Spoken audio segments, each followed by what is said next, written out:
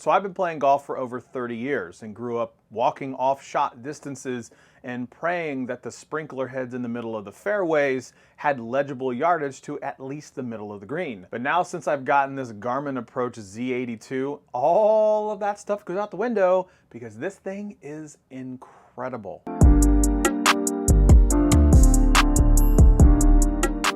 What's up everybody, this is Scott. Welcome back to another video.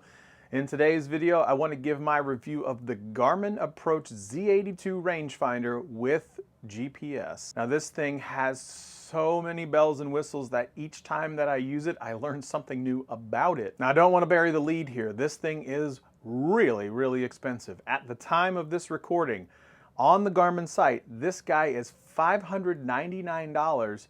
And while that might just be enough to deter so many people from getting it, this is a high-end machine that can absolutely help you shave strokes off of your game. Just like that pricey driver or wedges or putter that you keep looking to buy. Let me tell you it like this. You don't need the new driver. You hit the driver just fine.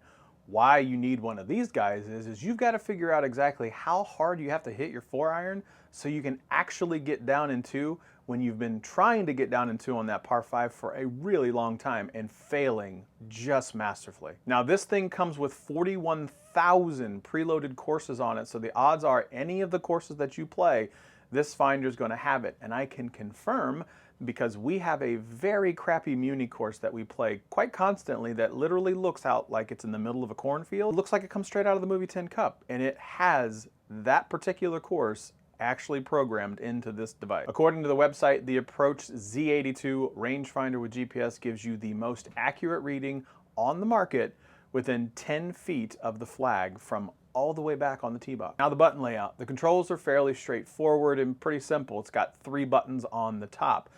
The Garmin knows that you're holding it with the sensors that you place it around the thumb, so you don't have to worry about the battery life if you're not holding onto the rangefinder the right way. With the forward, back, and power button, stepping through honestly is stupid easy. It's pretty much a breeze. Now, one thing I will say is you're going to want to take about the first 10 to 15 minutes to set this thing up properly when you first get it.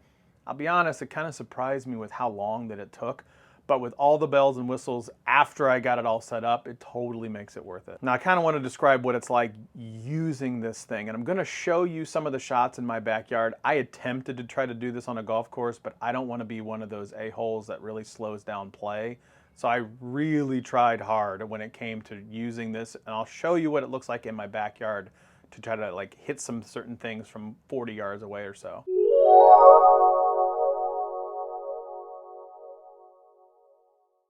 Now when I first got this thing, I fully expected it to be the very basic, aim at the target, get the distance, and while yes, this thing does that, it does it really well, it gives you so much more.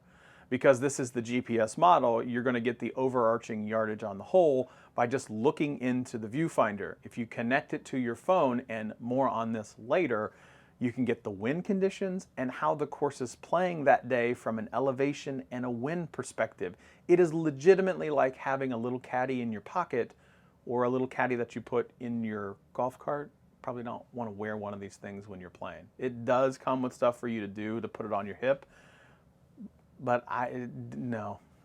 Just no. While also being connected, you can get the plays-like distance based on the elevation of where you're currently standing, and that is freaking cool. If you happen to be on a tee where there's a bunch of hazards around, whether that's left, right, sand trap, water, you name it, you can use the buttons on the top to scroll through the layout of the hole, showing each hazard, distance to that hazard, distance to clear the hazard, and how far you might have until the next bit of hazard in case there's more than one on the hole.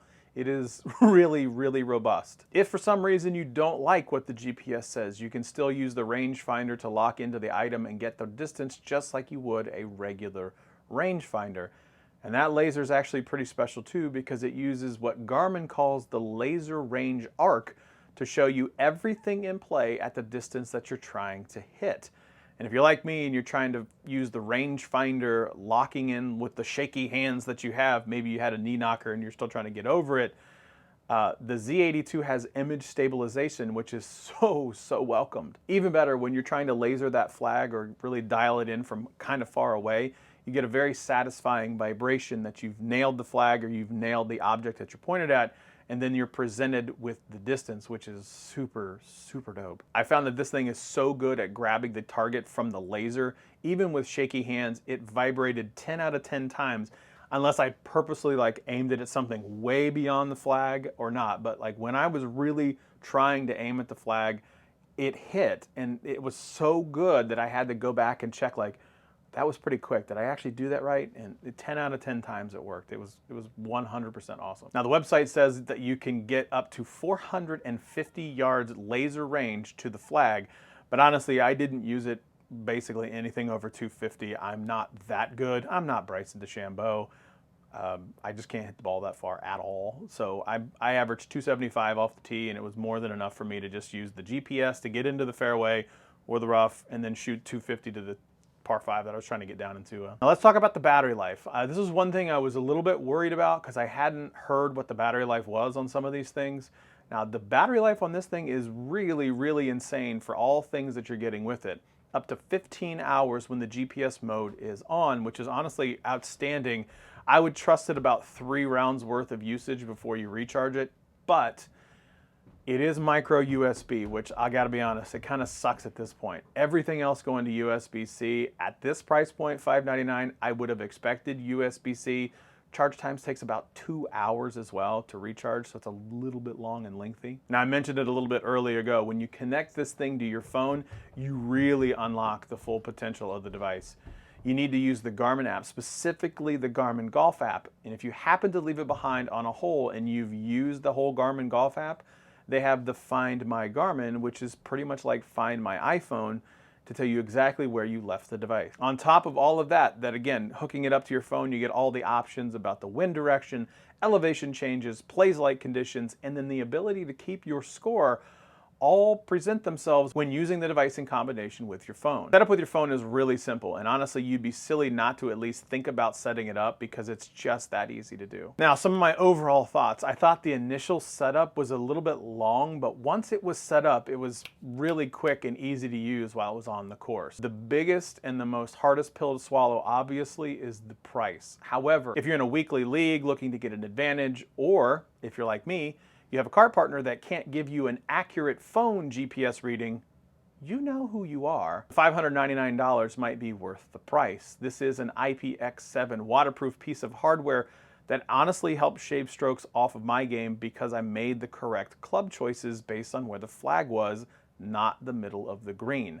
That was the big distinction for me. I am such a poor putter, getting it closer to the flag because of the right club choices rather than the middle of the green made a huge difference. Probably somewhere in the vicinity of 4 to 10 strokes you could easily shut off because you have the right club to choose from. Now that I have it, honestly, I can't imagine playing golf without it because of its ability to help me dial in exactly what the yardage is, what the hole is playing like, what hazards to avoid, what the whole layout looks like, and more. This thing has pretty much everything. The only thing that I wish this thing could do, besides maybe lower the price, is to help me make those 3 to 4 footers that I routinely miss more than I should. Leave a comment if this is the first time seeing my channel, and this is a new segment I want to start because I absolutely love the game of golf. I've played for a long time, so I wanted to introduce some golf tech. So that's it. That's all I have. Thanks for watching, and as always, like, share, subscribe, thumbs up, leave a comment below. See you next time.